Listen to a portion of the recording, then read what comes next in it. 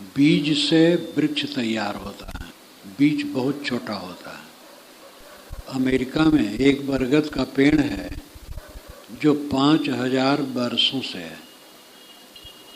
भारत में 600 वर्ष पुराना कबीरवड़ है नर्मदा तट पर। हावड़ा में नदी के तट पर एक बरगद का पेड़ है जो कबीरवड़ से कम उम्र वाला है। ये बहुत विशाल है।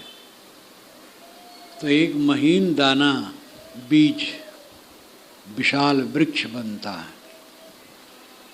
जो बोध की चीज़ है वो ये है कि मनुष्य श्रेष्ठ है। मनुष्य के इर्द गिर्द ही सारा ज्ञान विज्ञान घूमता है। नर और नारायण एक ही तत्व है। दो शब्दों में लोग कहते हैं नर ही नारायण है। नर नारायण रूप है तू जन जाने दे। सतगुरु कबीर की आदि साखी है। नारायण नर से अलग कहीं खोजने से मिलेगा नहीं। इसीलिए महाभारत में भी कहा गया नहीं सप्तः प्रतिसपामि किंचित दमम द्वारम अमृतसेव वेदिम गुह्यम ब्रह्म तदिदम ब्रवीम नहीं मांसा श्रेष्ठतरम ही किंचित। नहीं सप्तः प्रतिसमाम किंचित।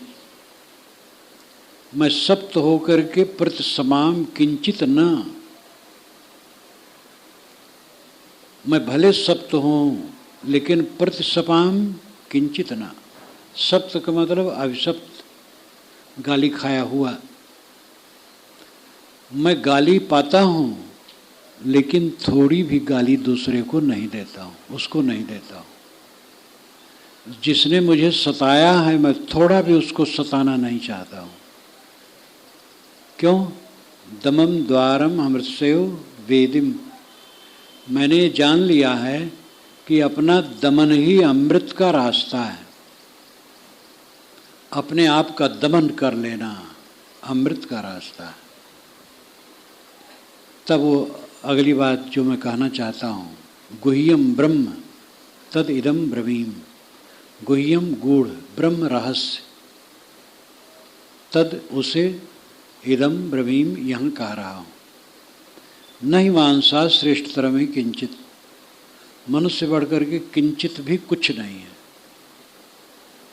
किंचित भी श्रेष्ठ नहीं है। मनुष्य श्रेष्ठतम है।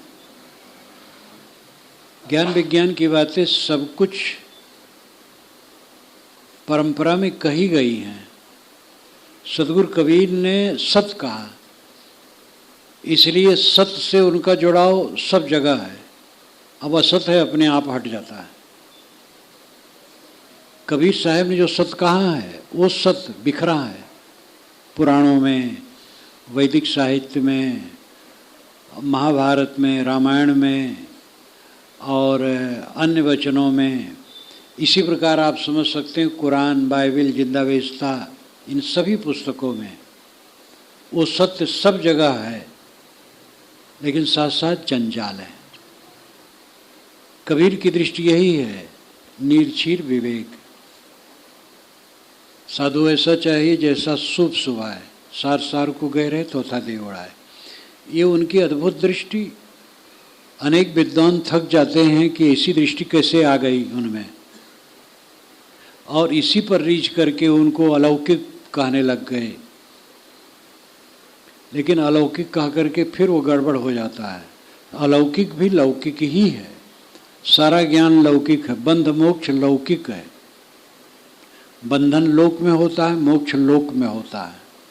मोक्ष का मतलब है शांत मन वाला होना। ये मोक्ष का रहस्य है। उद्वेग शून्य हो जाना, तृष्णा रहित, क्लेश रहित, दुख रहित मन मोक्ष है। ये लोक में है, अलौकिक कुछ नहीं है। बड़ी बड़ी प्रतिभाएं दुनिया में होती हैं, उनको हम अलौकिक कह देते हैं, क्योंकि लोग शिव विलक्षण दिखते हैं।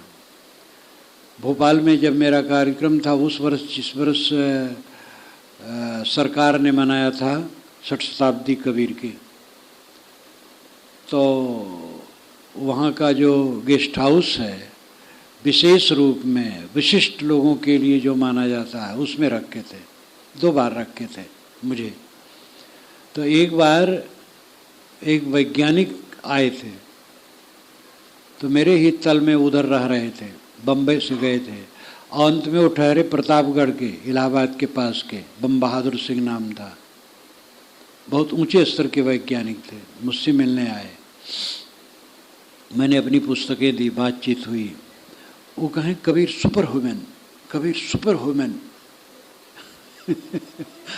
कबीर के विषय में इतने गदगद थे, कहे सुपर ह्यूमन, सामान्य मनुष्य से ऊंचा। बारंबार गदगद थे। जब पुस्तकें मैंने काफ़ी दी उनको, तो अनेक सेमिनारों में वो जाते थे और आते थे। मेरे साधु बताते थे कि जब देखता हूँ आपकी पुस्तक पढ़ते रहते हैं। फिर दोबारा आए तो भक्त सरीखे हो के मिठाई उठाई ला करके सोफा पहले बैठाया था, फिर सोफा पर नहीं बैठे से गलीचे में बैठ गए और कहे कि हम लोगों को आप लोगों जैसे लोगों से मिलना चाहिए। हम लोग एक ही प्रसंग में पड़े रहते हैं, खाली ईंट पत्थर के चक्कर में। कबीर की विशेषता है कि सत कहते हैं, हर जगह सत कहते हैं। वह सत्य अन्य जगह भी बिक रहा है, लेकिन असत मिला हुआ है, इसलिए उलझा हुआ है। मनुष्य श्रेष्ठ है, ये बात अन्य जगह भी कही गई है। एक बार मैं अयोध्या से उत्तर एक कस्बे में था, 25-30 वर्ष पुरानी घटना है। मैं उधर से आ रहा था और एक मुल्ला मस्जिद से निकल के जा रहे थे। बीच में दंड प्रणाम हुआ, खड़े हो गए, बुजुर्ग थे। मैंने कहा ईश्वर कहीं नहीं दिखाई देता है, कैसे हम ईश्वर को माने, कैसे प्रार्थना करें। वो गंभीर हो गए, कि मैं हूँ, आप है, तो अपना अस्तित्व है, अपना है, फिर वो भी है, अपने से ही वो है। बहुत बढ़िया बात, सूफी जैसे कहे। शायद वो चाहे कुछ मुझे जानते हों, थोड़ा आसार समझे हों, और बिल्कुल वो विचार न मानते तो ऐसा कहते भी नहीं। आप हैं। अब आपके साथ क्या है? कर्म। आप सोचते हैं, वो भी एक कर्म है, और बोलते हैं, वो भी एक कर्म है, और इंद्रियों से करते वो भी एक कर्म है। और तीनों का समवेत स्वरूप जो होता है वो आपकी पूंजी है। उसी से आपका व्यक्तित्व खड़ा है, उसी से आपका वर्तमान बीत रहा है और आगे भी फलित होगा। ये बहुत गंभीर विषय है। आप हैं, आपका अस्तित्व आपके साथ सब समय है। जो मिलेंगे छूट जाएंगे। कितने हमें प्यारे प्यारे मिले, वो दुनिया में नहीं है, और हैं भी, उनकी अवस्था बदल गई, रुचियां बदल गई हैं, और उनकी स्थिति बदल गई है। चीज़ें तो बहुत सारी नष्ट हो गई हैं जो हमें मिली, कुछ रहने वाला नहीं है। लेकिन मेरे साथ मैं न रहूं, ये संभव है। इसलिए अपना आपा समझो। आपका क्या है? ये परिवार के लोग और साथी लोग थोड़े दिन का मेला है, कोई नहीं है। शरीर आजकल में ऐसा जाएगा पता नहीं लगेगा, लेकिन अपना आपा सदैव अपने साथ है, और उसके साथ कर्मों की पूंजी चलती है। सुख और दुख हमारे कर्मों के फल होते हैं। कर्मों को संभालना यही धर्म है। सारे उपदेशों का सार यही है कि मनुष्य श्रेष्ठ है, वो आप हैं। अब आप जो कुछ मनवाणी और इंद्रियों से करते वो कर्म है, वही आपका सुख दुख का कारण है। बाहर की चीज़ें कम ज़्यादा हैं, वो भी आपके कर्मों का फल है, लेकिन वो बड़ा महत्व का नहीं है। कभी ध्यान में न लाओ महल या झोपड़ी, साइकिल या विदेशी कार या हेलीकॉप्टर या जेट विमान, ये समय देश परिस्थिति के अनुसार सब मिलता जुलता है और कुछ किसी के साथ नहीं रहता है। अंबानी के साथ क्या गया? जब मरे हैं उसके पहले अखबारों में उनके लिए छपता था। मैं कलकत्ता में था तो वहाँ मैंने अखबार में देखा, और अखबार वालों ने प्रति दिन की आमदनी, फिर प्रति घंटे, फिर प्रति मिनट की आमदनी उसको छांट के कहा क्या गया उनके साथ। और जब रहे बीमार पड़े थे क्या उनके साथ रहा? ये तीन बातें तो सबके पास हैं, होना है। संत लाओत्से ने जो कहा है, अकिंचनता, अकेलापन, असमर्थता, तीनों रिजर्व हैं, ये हमारे साथ आएंगे। अचानक शरीर छूट जाए तो असमर्थता नहीं आएगी, अचानक किसी किसी छूट जाता है। और अकेलापन तो होना है। जब शरीर बूढ़ा होता है तो आदमी असमर्थ होता है असमर्थता आती है, हिलना डुलना मुश्किल हो जाता है, चलना फिरना मुश्किल हो जाता है। अब अकेलापन आता है, क्रियाहीन हो गया, बिस्तर पर पड़ा है, दवाई पानी कोई दे दिया, पूछ लिया, बस अकेलापन। और अकिंचनता, उसके साथ कुछ नहीं। अरबों की संपत्ति चारों तरफ फैली हो, उसके पास दवाई पानी पथ्य परहेज की चीज़ें होगी और क्या होगा, ये होना है। तो बाहर की चीज़ें कम ज़्यादा होती हैं और इसके लिए सर पटकने की आवश्यकता नहीं है। मेहनत करो, मेहनत में जितना मिले संतुष्ट रहो, खास काम करो, कर्मों को संभालो, मन विचलित न होने दो, मोह और वैर न बनाओ, गांठ न बनाओ। किसी ने हमारे लिए गलती कर दी, भूला था कर दिया, क्योंकि गलती करने वाला अपने लिए गलती करता है। जब मैं किसी को गाली देता हूँ उससे मेरा मन खराब होता है, और अगला आदमी संभला है तो उसको कोई नुकसान नहीं होगा, वो दुखी नहीं होगा। वो भी दुखी हो गया तो उसका भी दुख बढ़ गया, उसका भी पाप हमारे ऊपर ही है। ज़्यादा नुकसान तो गाली देने वाला की है। हम ठगा गए तो कुछ नहीं हुआ, अगर ठगे तो हम व्यर्थ हो गए। कबीर आप ठगाइए और न ठगिए कोई, आप ठगा सुख उपजे और ठगे दुख होए। साहब कहते स्वयं ठगा जाओ, कोई हर्ज नहीं। आप ठगा जाएंगे क्या नुकसान हो, चीज़ चली जाएगी बस। अगर दूसरे को हमने ठगा तो मेरा अंतरात्मा ठग गया और बेकार हो गया मैं। दूसरे को धोखा ना दो, धोखा खा जाओ कोई हर्ज नहीं। संभालो अपने को हरदम, मन संभालो, मन विचलित न हो।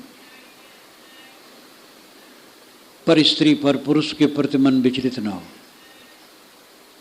पर धन के लिए मन विचलित न हो, किसी को दबाने सताने की भावना बिल्कुल मन में न हो। जो बन सके सेवा करने की हो, नहीं सेवा कर सकते हैं, तकलीफ देने की भावना बिल्कुल न हो। ऐसे वाणी को संभालो, कट न कहो, कठोर न कहो, तकलीफ देने की बात न कहो। इंद्रियों को संभालो, ये दूसरे की हिंसा में न लगे, लंपटता में न लगे। यही धर्म का उपदेश है। धर्म का अर्थ ही माना जाता है जो धारण करे। धारण करने की शक्ति जिसमें है वो धर्म है। देखो ये छत ने हमें धारण कर रखा है, छत स्वयं धारित है और हम लोगों को धारण कर रखा है, नहीं तो नीचे चले जाए। ये धर्म है, उसका धर्म है। उसका धर्म जब कमज़ोर हो जाएगा तो ये रुक नहीं सकता है। पक्की पक्की बिल्डिंगें जीर्ण होके नीचे चली जाती हैं। फाइयान ने कहा है, पटना का जो वो सभागार है, कि ये तो मनुष्य नहीं बना सकता है, देवता ही की रचना है। भावुक हो गया है, सारी रचना मनुष्य की है, लेकिन उसका कहीं लता पता नहीं। तो जब चीज़ कमज़ोर हो जाती है वो अपने धर्म को छोड़ देती है। तो वही कमज़ोर होना है। जीर्ण हो गया, धर्म उसका मिट गया। अगर हम विचलित हो गए तो हमारा धर्म मिट गया। धर्म जो धारण करे, जीवन का संतुलन बनाए रखे, वो धर्म है। संतुलन बिगड़ा, धर्म गया। अपना संतुलन बना करके रखो। केवल एक मन को संभाल लेने से वाणी और कर्म सुधर जाएंगे। मन, वाणी, कर्म तीन को संभालना है, और कर्म और वाणी को छोड़ दो, मन को केवल संभाल लो, अपने आप वाणी और कर्म पकड़ जाएंगे। मन से प्रेरित होकर वाणी निकलती है और इंद्रियों से कर्म होते हैं। जिसने मन को पकड़ा, वाणी और इंद्रियां अपने आप पकड़ गई। सदैव मन को संभालो। जो अपने मन को संभाल लेता है, वो सब समय सुखी रहता है, उसको कोई दुख होने की बात नहीं है। बाहर के सुख दुख उपेक्ष हैं, इनकी उपेक्षा कर दो, नज़रअंदाज। ठंडी मिली, गर्मी मिली, भूख लग गई, प्यास लग गई, थकान लग गई, कोई ऊंच नीच कह दिया, कैसे भी स्थिति आई, इसकी उपेक्षा रखो। ये सब के सामने आती है, सम्राटों के सामने आती है, धनवानों के सामने आती है, और सभी के सामने आती है। सुख दुख जो मिलते हैं उनकी उपेक्षा रखो। सुख दुख क्षणिक है, लेकिन अगर अपना धर्म नष्ट हुआ तो दीर्घ काल तक कष्ट भोगना पड़ेगा। मन विचलित हुआ और हम अपने मन को न संभाल सके, वाणी विचलित हुई, इंद्रियां विचलित हुई, तो हम किसी कर्म के लिए नहीं रह गए। ये कोई मत का उपदेश नहीं है, ये कबीर मत नहीं है, ये इस्लाम मत नहीं, हिंदू मत नहीं, जैन बौद्ध मत नहीं है, वेदांत मत नहीं है। ये तो तथ्य है, सबका सार है। इसको हटा देने पर जितने धर्म के नाम हैं सब निरर्थक हैं। नमाज, पूजा, प्रार्थना, देव उपासना या और भी जो कुछ कहो, सब निरर्थक हैं अगर ये हटा दिया जाए तो। और ये है तो और कुछ करने की आवश्यकता नहीं है। इसीलिए कबीर विचारों में इन्हीं का महत्व है और कुछ नहीं है। प्रार्थना पर कबीर के विचारों में जोर नहीं है, पूजा पर नहीं है, देवता उनका तो मनुष्य के अलावा है ही नहीं है। अद्भुत संत है कबीर, निराले, और ये बात सभी मत वाले मानते हैं। अरे कहते भाई कबीर की बात छोड़ो, मैं 20 वर्षों तक ब्राह्मणों के बीच में रहा, लेकिन किसी ब्राह्मण से मैंने कबीर की निंदा नहीं सुनी, जबकि मैं स्वयं कबीर पंथ जानता नहीं था। 18 वर्ष की उम्र तो जानते नहीं था, 17-18 तक। तब भी मैंने किसी ब्राह्मण से कबीर की निंदा नहीं सुनी। जब कोई बात करे, अरे भाई कबीर की बात छोड़ो, कबीर तो बहुत पहुँचे हुए थे, वो कुछ नहीं मानते थे, और कहने वाला पोगापंथी रहे, कर्मकांडी रहे, जादू मंत्र तक माने। एक कबीर की प्रशंसा ऐसे है, कबीर कुछ नहीं मानते थे, कबीर तो पहुँचे हुए थे। जिस ब्रह्ममंडली में मैं गया और वहाँ पर ऐसे लोग आते थे, ऐसे ब्राह्मण जो मांगने वाले होते थे, वो गाने वाले, तो उनसे पंडित लोग यही कहा है, कबीर की उल्टवासी गाओ, कबीर की उल्टवासी गाओ। मैंने उस पीरियड में कभी नहीं सुना कोई कहा हो कि तुलसी का गीत गाओ। तुलसी का मानस ठीक है, बहुत प्रसिद्ध है, लेकिन गीत कबीर का गाओ। तो उल्टवासी गावे तो सबको रोचक लगे। तो कहे अर्थ क्या है? तो कहे दादा अर्थ नहीं जानता हूँ। गाने वाला कहे दादा अर्थ नहीं जानता हूँ लेकिन अर्थ न जानते हुए भी जो उसमें अद्भुत रस उत्पन्न होता है, जैसे वरौनिक पानी बड़ेरी जाए, जहाँ पानी चू करके नीचे जाता वरौनी है और बड़ेर ऊपर है, लेकिन वरौनिक पानी बड़ेरी जाए। इसी ढंग का उल्टवासी शब्द में अद्भुत चमत्कार होता है, सुनने ही में आकर्षक लगता है। इसलिए कहें कबीर की उल्टवासी गाओ। तो कबीर एक अद्भुत पुरुष हुए हैं, और कैसे वो इस प्रकार एकदम सत्य सत्य में रहे और झूठ कहीं नहीं लिए, यही सबको आश्चर्य में डाल देता है। और बहुत पढ़ैया लिखैया वेदज्ञ विद्वान उलझे हुए हैं। यद्यपि मैंने आपसे कहा कि वेदों में सब सूत्र हैं। जैसे आज सामाजिक विद्वान स्वयं दयानंद सरस्वती ही ने पुराणों को गलत कहा डाला एकदम, और उनके अनुगामी तो यहाँ तक करते हैं कि 18 पुराण का चित्र बना देंगे पुस्तक के ऊपर ही, और स्वामी दयानंद को लुआठा लेकर के ऐसे जलाते हुए यानी 18 पुराण को भस्म कर रहे हैं। ये सब उचित नहीं है। पुराण इतिहास ये सब वैदिक साहित्य में भी आता है, अथर्ववेद में भी आता है, नाराशंसी मनुष्यों की प्रशंसा में, और इतिहास। और आज से 2800 वर्ष पूर्व निरुक्तकार यास्क मुनि हुए हैं, उन्होंने 22 निरुक्तकारों की चर्चा की है और अर्थों के प्रतिपादकों की भिन्न भिन्न दृष्टियां बताई हैं। ऋग्वेद का कोई मंत्र उठाया है और उसको कहा है कि शाकपूर्ण इसका अर्थ ये करते हैं, लेकिन उनके पुत्र ये अर्थ करते हैं। ऐतिहासिक लोग ये अर्थ करते हैं, पौराणिक लोग ये अर्थ करते हैं, और आत्मप्रवादा जो आत्मज्ञानी हैं वो ये अर्थ करते हैं। और आत्मज्ञानी का जो अर्थ बताते बिल्कुल हम लोग सरीखा है। ये मैंने वेद क्या कहते हैं में लिखा है। तो पुराण इतिहास की बातें तब भी चलने लगी थी। मनुष्यों का विकास होता है तो अपने पूर्वजों की बातें कहने सुनने में आनंद आता है, और उनका ज्ञान अज्ञान सुख दुख, कोई भी, चाहे रामायण उठाओ चाहे महाभारत उठाओ चाहे कोई पुराण उठाओ, तो उसमें जितने पात्र हैं उनका ज्ञान रहा है, अज्ञान रहा है, भूले रही हैं, अच्छाइयाँ रही हैं।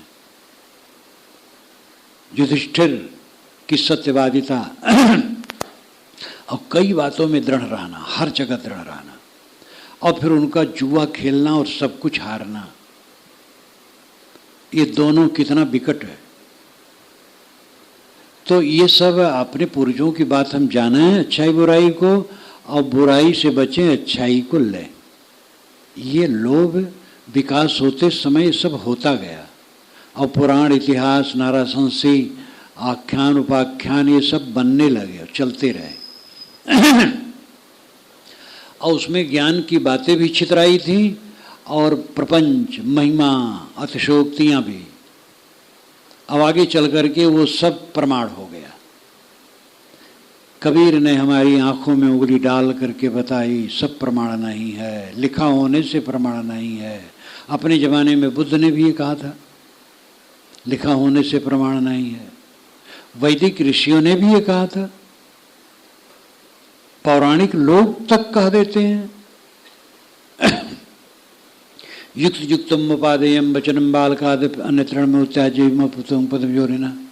युक्त युक्त पूर्वक वचन मानने योग्य है, और युक्तहीन वचन पद्मजोनि ब्रह्मा कहे तो भी नहीं मानना चाहिए। गोस्वामी जी कितना कुल भाव खो करके कहें, लेकिन वो भी कहते हैं जड़ चेतन गुण दोष में विश्व कीन करतार, संत हंस गुण गाय पे परिहरि बार विकार। जड़ और चेतन गुण और दोष में ईश्वर ने दुनिया को बनाई है। संत लोग निर्क्षीर विवेक करके सार लेते हैं, दूध लेते पानी नहीं लेते। भगवान की सृष्टि में कुछ लेना चाहिए कुछ नहीं लेना चाहिए। भगवान क्या गलत था? भगवान ने जो बनाया सब स्वीकारना चाहिए। अब भगवानवादी ही कहते नहीं सब बात न स्वीकारो। जड़ चेतन गुणदोष में विश्व कीन करतार, संत हंस गुण गाय पे परिहरि वार विकार। क्योंकि पारक दृष्टि सब में है, जीव का स्वरूप ही पारक है, इसलिए वो परख करके मानता है। भावुक हो जाता है तो उलट जाता है, नहीं समझ पाता है। तो जीव मात्र का स्वरूप पारक है, कहाँ पारक नहीं है। निर्क्षीर विवेक करने की आवश्यकता है। हम और आप मनुष्य हैं, और इस धरती तल पर मनुष्य ही सर्वश्रेष्ठ है। यही नारायण है। नर और नारायण दो नाम हैं। परंतु तथ्य एक है, नर नारायण है और कर्म उसका बीज है। वही व्यक्तित्व के रूप में उभरता है और सुख दुख के रूप में फलता है। ये हमारा जीवन खड़ा है हमारे कर्मों से। जैसे हमारे कर्म थे वैसे शरीर बना और वैसे सुख दुख हो रहा है। आज जो कर रहे हैं वही होगा, आज हो रहा है आगे होगा। इसलिए सब समय कर्मों को संभालो। मन वाणी इंद्रियां तीन हैं, यही कर्म के साधन हैं। मन मूल है, मन को देखते रहो तो सब संभलता रहेगा। किसी काम में रहो, लेटे बैठे चलते फिरते काम धंधा करते, मन को देखते रहो। मन कहीं विचलित तो नहीं हो रहा है, दूसरे के धन, दूसरे की इज्जत आबरू, दूसरे की चीज़ों के लिए ललचा तो नहीं रहा है, किसी को तकलीफ देने की तो नहीं सोच रहा है। सदैव मन पर निगरानी रखो, मन को संभाल के रहो और फिर वाणी संभली रहेगी और इंद्रियां संभली रहेंगी। मन वाणी और इंद्रियां जिनकी तीनों संभली हैं वो सदैव सुखी रहेगा। आप लोगों को अपने अपने कामों में जाना होगा, तो इसलिए मैं अपनी वाणी को विराम देता हूँ। देवियों और देवताओं, दुनिया में केवल मनुष्य है जो मननशील है, कोई जानवर मननशील नहीं। मननशील होने के कारण ही से इसको मनुष्य कहा जाता है, लेकिन मननशीलता इसने छोड़ दिया।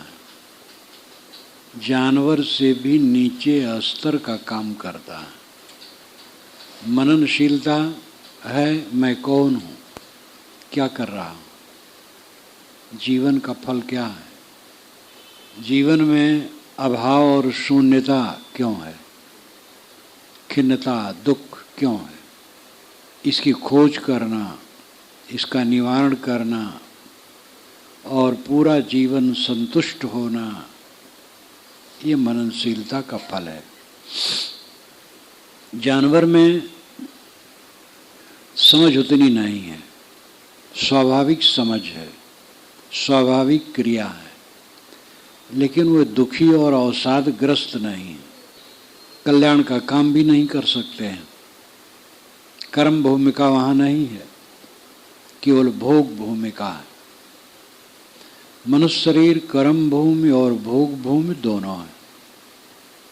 सुख दुख के भोग भी हैं और अपना उद्धार करने का यहाँ बल है, वो मनन है। मन और वाणी विकसित मनुष्य की है, वाणी विकसित है और मन विकसित है। जानवरों में मन भी विकसित नहीं है, वाणी भी विकसित नहीं है, ची पो टी कुछ कर देते हैं बस। कितने जानवर तो कुछ भी नहीं बोल सकते हैं, मूक है एकदम। मन भी उनका संक्षिप्त है, अपने जीवन निर्वाह धंधे और प्रजनन ये सब जानते हैं बस, आगे कुछ नहीं। मनुष्य का मन विकसित है और वाणी विकसित है। मन और वाणी ये दो के विकास के कारण ये बहुत ज़्यादा महत्व रखता है और मन वाणी के विकास के कारण ज़्यादा दुखी है। नहीं बोलने की बात बोल बोल कर साथियों में वैमनस्य पैदा कर लेता है। नहीं सोचने की बात सोच सोच करके मन को खराब कर लेता है और मन खराब होता है तो जीवन खराब होता है। ये मन और वाणी को संभालना मनुष्य का कर्तव्य है।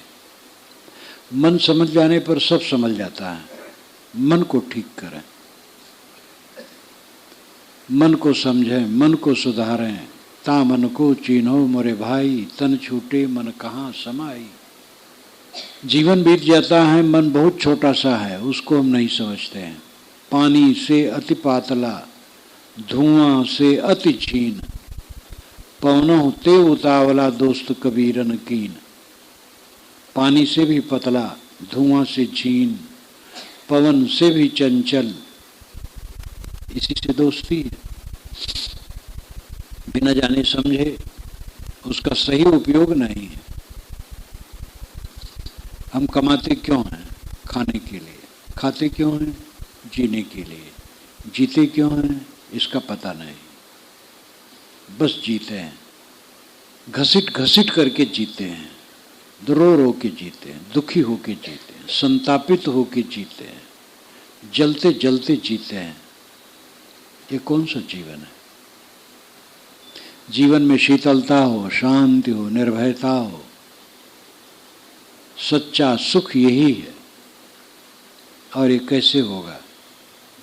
इसका विचार, चिंतन, मनन, इसके लिए इन बातों की जो विज्ञाता हैं और आचरण करने वाले हैं, ऐसों का संपर्क। आपको डॉक्टरी जानना है तो बड़े डॉक्टरों के साथ अभ्यास करना हो, उनसे पढ़ना होगा, अभ्यास करना होगा। इंजीनियरिंग, वकालत, कोई भी विषय का ज्ञान प्राप्त करना है तो उससे संबंधित विद्वान और उसका व्यवहार करने वालों से संपर्क करना होगा, श्रद्धा भक्ति पूर्वक उनसे सीखना होगा। इसी प्रकार जीवन का जो खास रहस्य है वो अध्यात्म विद्या है। अध्यात्म आत्मा संबंधी,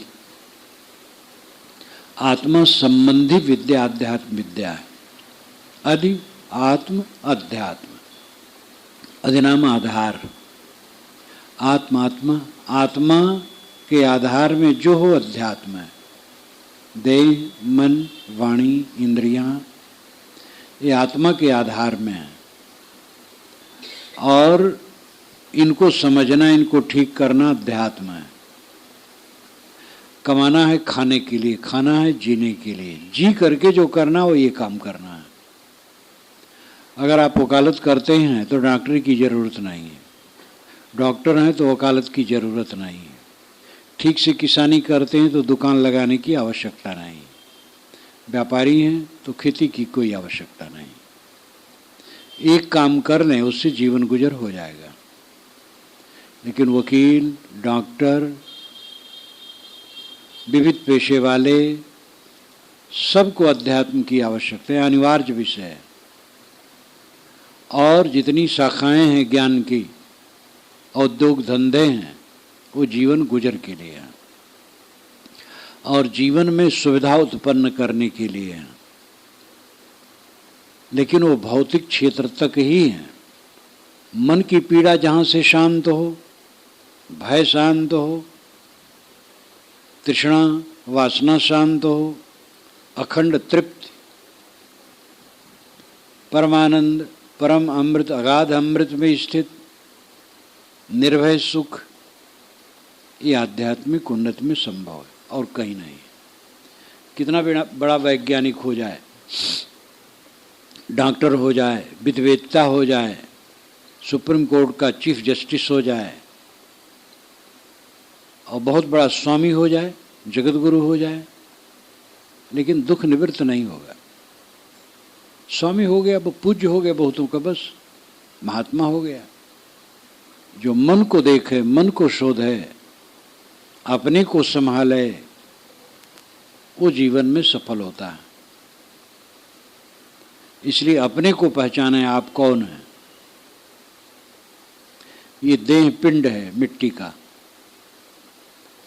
बोलने वाला मिट्टी नहीं है, बोलने वाला ज्ञाता है, ज्ञान स्वरूप है। मिट्टी, पानी, आग, हवा में ज्ञान नहीं है। Oxygen, hydrogen, nitrogen, phosphorus, radium इत्यादि में भी जो शताधिक तत्व वैज्ञानिकों के द्वारा निर्धारित है, उनमें भी चेतना नहीं है। कारण में चेतना नहीं है तो कार्य में चेतना नहीं आ सकती। चेतना एक स्वतंत्र गुण है, गुण द्रव्य में रहता है। वो द्रव्य कौन है? वो ऑक्सीजन, हाइड्रोजन नहीं है। उसी को हम आत्मा, जीव, चेतन, रूह, सोल कहते हैं। वो ज्ञान स्वरूप है, वही आप हैं। देह का पिंड शरीर है, एक घर की तरह है। देखे सुने भोगे कि संस्कार मन में प्रतिबिंबित हैं, वही जीव के सामने होते वो उनको आंदोलित करते हैं। मन ही जीव और जगत को जोड़ने वाला है। जैसे दो पाटों को नदी के दो पाटों को जोड़ने वाला पुल है, वैसे जगत और जीव को जोड़ने वाला मन है। आप गाढ़ी नींद में जाते हैं तो आपका मन एकदम शांत हो जाता है, सुप्त। उस समय आपको जगत का भास नहीं रहता है, बिल्कुल नहीं रहता है। गाढ़ी नींद में बिल्कुल कोई दुख नहीं रहता है। जागृत अवस्था में आप प्रपंच को प्राप्त होते हैं, इसलिए दुखी हैं। स्वप्न में प्रपंच के प्रतिबिंबों को प्राप्त होते हैं, वहाँ भी दुखी हैं। सुषुप्त में सबका अभाव हो जाता है। जागृत में मन काम करता है, स्वप्न में भी मन का सूक्ष्म रूप काम करता है, इसलिए सुखी नहीं रहते हैं। गाढ़ी नींद में जाते हैं तो मन एकदम विलीन हो जाता है, इसलिए परम सुख है। राजा बादशाह भी, आजकल तो मंत्री हैं, वे भी सुषुप्ति का आनंद लेना चाहेंगे, लेकिन जागने के बाद फिर दुख स्वरूप, क्योंकि वह आनंद अवस्था जनित है, बोध जनित नहीं है, साधना जनित नहीं है।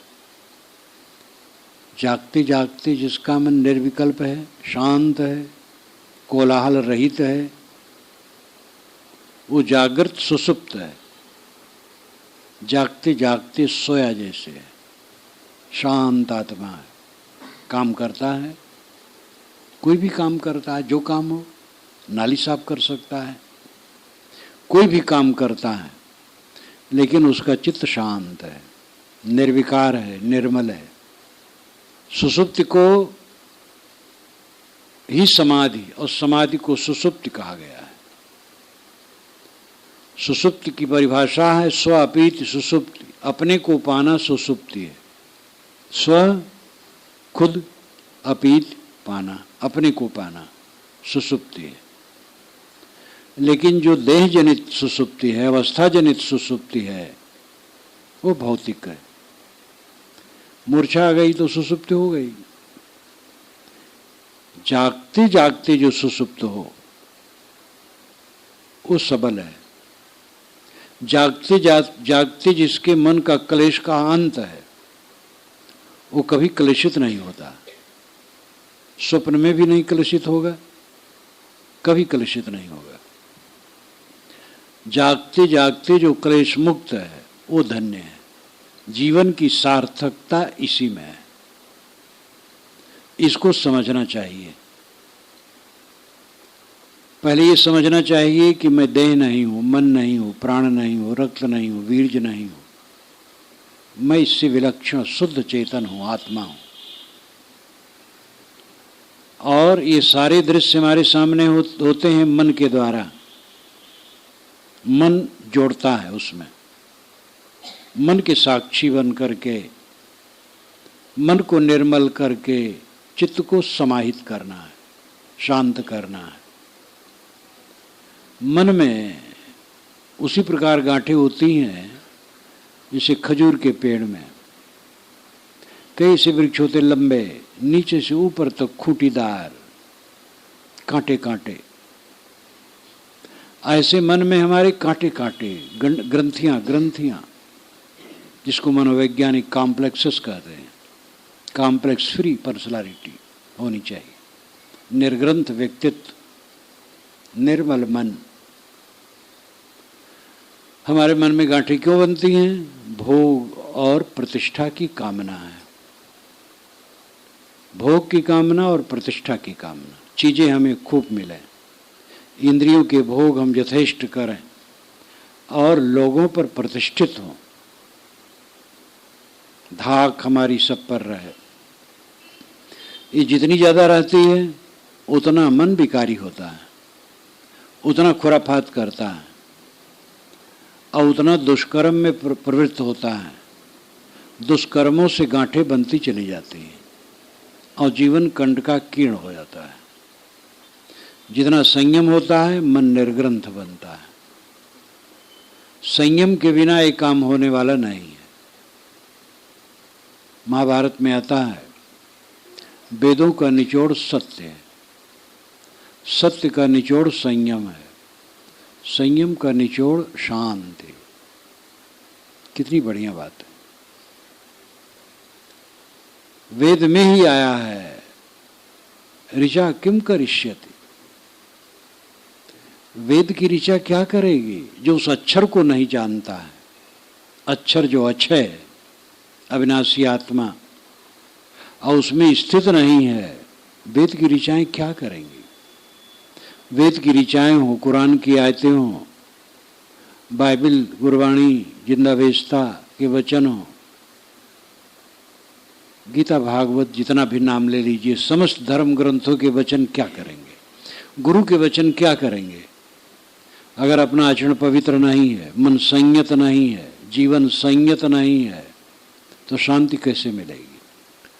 इसलिए अपनी उबड़ खाबड़ जीवन को समतल बनाने की जरूरत है। खान पान ठीक रखो, मदिरा मांस का त्याग करो। मांस अंडा मछली तामसिक भोजन है, जीव हत्या से मांस मिलता है, गरिष्ठ रोग में घृणित है, इसका त्याग होना चाहिए। नशा का त्याग, सर्वथा नशा का त्याग, कोई नशा का ग्रहण न करो। भोजन सादा और सात्विक करो। मिर्च मसाले अधिक खा करके रोग बुलाते हैं लोग। नमक सदैव कम खाओ। हमारे देश से लगा चीन देश है, नमक वहाँ खाते ही नहीं लोग, उबली हुई चीज़ें खाते हैं। मांसाहारी शाकाहारी जो जो खाते हैं उबला हुआ, और पानी सब्जी में उबला हुआ इतना कि वही पी लेते हैं, अलग से पानी बहुत कम पीते हैं, और उनके पेट पतले होते हैं, ज़्यादा स्फूर्त होती है। हमारे यहाँ मिर्च मसाले का बड़ा जोर है, और मिर्च मसाले न हो भोजन में तो भोजन बेकार है। मिर्च मसाले घटाओ, सादा भोजन, संतुलित भोजन करो, व्यवहार संतुलित रखो। लाग डांट करने वाले का मन ठीक नहीं रहेगा। जो बड़प्पन अपना गांठेगा उसका मन ठीक नहीं रहेगा। अहंकारी आदमी का मन ठीक नहीं रहेगा। अपने साथियों में दोष देखने वाले का मन ठीक नहीं रहेगा। अपने साथियों के सद्गुणों को देखो, और उनमें अगर दोष आया है तो प्रेम से समझाओ, रास्ता दिखाओ, प्रेम से, समय से डांट कर भी। जिनसे बारंबार प्रेम किया जाता है, डांटना बुरा नहीं होता है, लेकिन डांट ही डांट है तो गलत है। प्रेम से समझाना अच्छा है। प्रेम से समझाया गया कभी डांटा जाता है। डांटने में भी हित की भावना है, कोई दुर्भावना नहीं है। लेकिन दोष देखने की प्रवृत्ति होगी तो समझ लीजिए आप अपने साथियों से अपने से काटते हैं। जो अपने साथियों में दोष देखता है और उनकी निंदा करता है, उनके गुणों पर ध्यान नहीं देता है, दुर्गुणों पर और दुर्गुणों को बढ़ा बढ़ा के कहता है और मानता है, वो रेगिस्तान का अकेला आदमी हो जाता है। जैसे रेगिस्तान में अकेला आदमी हो, असहाय, वैसे असहाय हो जाता है। साथियों में सद्गुण देखो, सकारात्मक पक्ष अपनाओ। नकारात्मक सकारात्मक दो पक्ष होते हैं। हर इंसान में सद्गुण होते हैं और दुर्गुण भी होते हैं। कुछ त्रुटियां होती, स्वभाव दोष होता है, और अच्छे गुण होते हैं। अच्छे गुणों पर दृष्टि होनी चाहिए, सकारात्मक पक्ष होना चाहिए। जो अपने साथियों में सकारात्मक पक्ष देखता है वो उलझता नहीं, उद्वेगित नहीं, उनकी निंदा नहीं करता है। कोई अगर कहे भी तो कहता है कि नहीं, ये अच्छे उनमें गुण हैं, त्रुटियां हैं, उनको संभालने की चेष्टा करता है। त्रुटियां तो अपने में ज़्यादा हैं सबसे। जो अपनी त्रुटियों को देखता है दूसरे की त्रुटियों को नहीं देखता है। दूसरे की त्रुटियों को उतना ही देखता है जिससे वो सुधरे। दूसरे की त्रुटियों को देखने वाले का अर्थ होता है बुराई करना, और हित की दृष्टि से देखना वो बुरा नहीं होता है। साथ के लोग हैं, त्रुटियां करते हैं, देखना चाहिए, समझना चाहिए, और उसका निदान करने के लिए राय देना चाहिए, ये बुरा नहीं। लेकिन उनके प्रति अपनी दृष्टि ही खराब कर लेना, उनकी निंदा करना, बढ़ा चढ़ा के कहना, ये तो अपने घर में आग लगाना है। प्रायः अपने साथियों में लोग सुखी क्यों नहीं रहते हैं? बस बुराई देखने में ज़्यादा आती है, अच्छा ही नहीं। अपनी बुद्धि हमारी ज़्यादा है और हमारे सद्गुण ज़्यादा हैं, ये अहंकार सबको है। और ये अहंकार मिटे बिना साथियों में समरसता नहीं हम ला सकते हैं। खान पान पर संयम, साथियों में समता का बर्ताव, उनसे त्रुटियां हों समझाकर, गुदगुदाकर, स्नेह से, कभी डांट कर, जैसे भी हो सुधारने की चेष्टा हो, कोचने की चेष्टा ना हो, बुराई करने की चेष्टा ना हो, दुर्भावना ना हो, दुर्भाव ना हो। मिलने जुलने वालों से और सबसे व्यवहार उत्तम, धंधे में ईमानदारी, सत्यता, प्रेम का बर्ताव, ये सब जब भूमिका होती है तो चित्त निर्मल होता है। अगर ये सब व्यवहार नहीं है तो चित्त निर्मल नहीं होगा। खान पान में अशुद्धि, असंयम, गला तक ठूस करके कोई फल ही खा ले, फल सात्विक भोजन है, सबसे अधिक सात्विक भोजन फल है, लेकिन ठूस के खा ले और जोगुड़ी तमोगुड़ी हो जाएगा। पूड़ी हलवा ये राजसी भोजन है, लेकिन और कुछ नहीं है, वही है। संतुलित खा लो, कोई नुकसान नहीं करेगा। अगर आपको कोई रोग है वो नुकसान करता है, वो अलग बात है। जीवन में संतुलन की जरूरत है। खान पान में संतुलन, वाणी व्यवहार, बोलने में संतुलन। बोल बोल करके हम बहुत तकलीफ उठाते हैं। हम बोलने में कितना सावधान हैं। संत लाओ त्से ने कहा है, संत लाओ त्से एक महान संत चीन में हुए 2500 वर्ष पूर्व, उनकी पुस्तक पर भाष हुआ है, यहाँ पर है, दिखेंगे। उन्होंने कहा है कि हम बोलने में कितने सावधान हैं, ये अपने को देखें। समझते तो हम ठीक बोलते हैं, लेकिन कई बार ऐसा बोलते हैं जो दूसरों को कष्टदायी होता है, दूसरे के दिल को छीलता है, तकलीफ देता है, चुभता है। और इस प्रकार बोलने वाले को शांति नहीं मिलती। बोलने में सावधानी, बरतने में सावधानी, व्यवहार में सावधानी, ये सब करने से चित्त निर्मल होता है। चित्त की गांठें जो बनी भी हुई वो टूटती हैं, समरसता आती है, और नई गांठें नहीं बनती हैं, चित्त निर्मल होता जाता है। ऐसे निर्मल चित्त में शांति आती है। शांति, मोक्ष, ये एक ही बात है। मोक्ष कोई अलौकिक चीज नहीं है, कोई ऐसी बात नहीं है कि जो हुआ है मर जाने के बाद होता है। मोक्ष है मोह का क्षय। आप कहेंगे मोह का क्षय करने से व्यवहार कैसे बनेगा? मोह करके ही तो व्यवहार सब खराब होता है। मोह त्याग करके व्यवहार सुंदर होगा। आप मोह करेंगे व्यवहार खराब हो जाएगा। मिठाई लाएंगे बाहर से तो अपनी पत्नी को चुपके से देंगे, माता को भी नहीं देंगे, भाई को नहीं देंगे, भाभी को, भाइयों को नहीं देंगे, भतीजे को नहीं देंगे, अपने बच्चे और पत्नी को देंगे। ऐ विकार करेगा। मोह नहीं होगा, मिठाई लाएंगे तो माँ को देंगे, माँ सबको देगी, ये आप खुद सबको देंगे। मोह से विकार बढ़ता है। दशरथ ने मोह किया राम से कि उनको गद्दी मिलनी चाहिए, और इसका परिणाम भयंकर हुआ। जबकि शर्त में वो बंधे थे भरत के लिए। ये प्रचार इसका नहीं है, वाल्मीकि रामायण में इसकी चर्चा है। जब राम से चित्रकूट में भरत ने बहस किया है कि आपको चलना है अयोध्या, गोस्वामी जी ने तो बहस नहीं करवाया है, कोमल कर दिया है। राम ने कहा जो तुम कहो करूं, भरत ने कहा जो आपकी आज्ञा।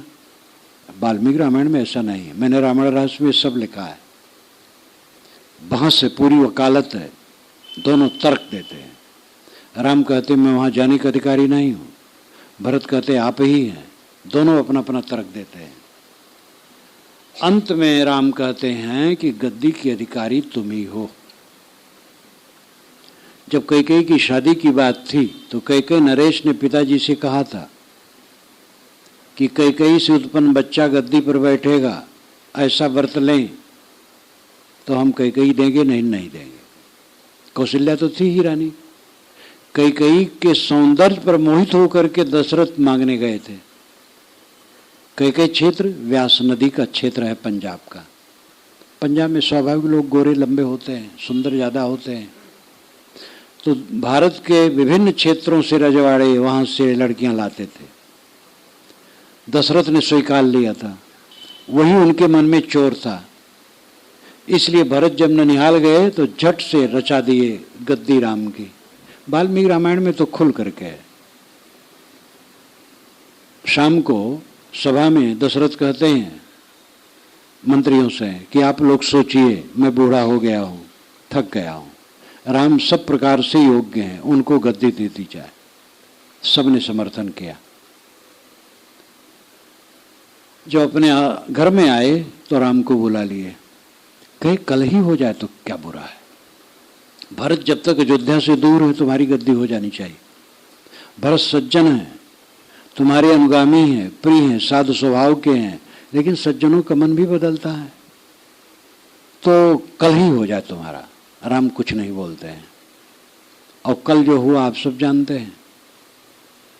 ये मोह का परिणाम भयंकर ताप हुआ।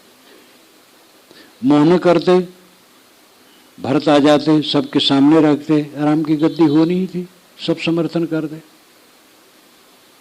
सीता और राम सोने के मृग में मोह किए, भयंकर कष्ट हुआ। सोने का मृग कहीं होता है? सोने के मृग में मोह करने से राम रावण के घर में रोती रही, कैद खाने में, और राम बन बन रोते रहे। और उतना ही नहीं हुआ, युद्ध हुआ, घोर रक्तपात। और इतना ही नहीं हुआ, राम ने सीता का तिरस्कार किया। जब स्वीकारा भी तो अयोध्यावासियों के ताना से उन्होंने निकाल दिया। जीवन दुख से भर गया। अंत में नैमिषारण्य क्षेत्र में सीता जी ने पृथ्वी में प्रवेश किया। राम दुखी हुए। एक स्वर्ण मृग के मुंह के पीछे दुख कितना गया। स्वर्ण मृग की बात हो सकता है रूपक हो, हम लोग सब स्वर्ण मृग के पीछे दौड़ रहे हैं। सोने का मृग कहीं नहीं है, और सब सोने के मृग के पीछे दौड़े हैं। वेद व्यास ने राम को क्षमा नहीं की है। जब एक बार युधिष्ठिर जुआ में सब कुछ हार गए तो द्रौपदी धृतराष्ट्र के पास रोई। धृतराष्ट्र ने कहा, बेटी मैं सब लौटाए देता हूं। चल दिए पांडव अपनी राजधानी को। दुर्योधन सुना तो कुपित हो गया, कहा पिताजी आपने सब बिगाड़ दिया, फिर से बुलाइए, हम जुआ खेलेंगे। कि हाँ हाँ ठीक है, अभी तो रास्ते में हो गए। धृतराष्ट्र की बुद्धि विचित्र थी, मोहग्रस्त। धृतराष्ट्र की बुद्धि का उल्लेख तो महाभारत के शुरू में प्रथम अध्याय ही में इतना बढ़िया है कि करीब करीब 65 श्लोकों में उनकी बुद्धि का परिचय ऐसा अद्भुत है। काव्य भी बड़ा सुंदर है और चित्रण भी बड़ा सुंदर है। संजय, जब अर्जुन द्रुपद की सभा में जाकर के लक्षवेद की और द्रौपदी को जीत लिए, तभी मैंने समझा मेरी विजय नहीं होगी। ऐसे ऐसे वो करीब 65 मुद्दे कहे हैं, लेखकों ने लिखा है, उनके स्वभाव को चित्रित किया है। धृतराष्ट्र ने कहा हाँ अभी रास्ते में होगे, बुला लो, अब अभी आप क्षमा कर दो। कह देना चाहिए कि जाने दो, आप ये सब मत खेलो। वो भी व्यामोहित। हरकारा गया, रास्ते में कहा, युधिष्ठिर भी महाजुआड़ी, कह देते मैं नहीं खेलूंगा, लौट पड़े। वहीं पर वेद व्यास ने युधिष्ठिर की बुद्धि पर त्रास खा करके कहा है और राम को समेटा है।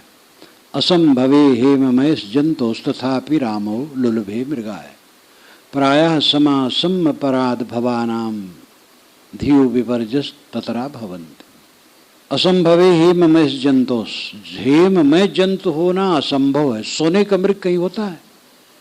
तथापि रामो लुलभे मृगाय, फिर भी सोना जैसे मृग को देख करके, स्वर्ण जैसे मृग को देख करके राम लोभित हो गए। प्रायः समासन्न पराभवाणाम, पराभव जब निकट आता है, धियो विपर्जस ततरा भवन्ति, बुद्धि खराब हो जाती है। सीता और राम सोने के मृग के पीछे दुखी हुई है, हम लोग भी सोने के मृग के पीछे दुखी। सोना का मृग मिलेगा सुख क्या है? सोने का मृग क्या है? सुख मिलेगा, विषयों में सुख मिलेगा, तरुणाई में खींचता है मन, सुख मिलेगा, बुढ़ापा में पता लगता है सुख नहीं। लेकिन ये बूढ़े लोग जवानों को सावधान नहीं करते, लगता है इनको ईर्षा है जवानों से। हमें भी कोई सावधान किया था, हम क्यों सावधान करें इन्हें? और अगर बूढ़े सावधान करें तो जवान मानेंगे नहीं, समझेंगे बूढ़े लोग आनंद ले लिए, हमें धोखा देते हैं, सब भटके हैं। स्वर्ण मृग के पीछे सारा संसार पागल है। सुख मिलेगा विषयों में, भोगों में, सम्मान में, प्रतिष्ठा में, महाधोखा है। सुख मिलेगा मन को बस करने में, मन को निर्ग्रंथ करने में, मन को निर्मल करने में, कॉम्प्लेक्स फ्री करने में।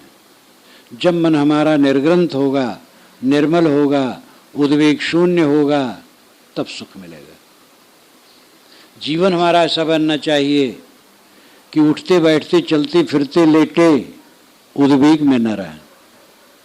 उठत बैठत कबहू न छूटे, ऐसी तारी लागी।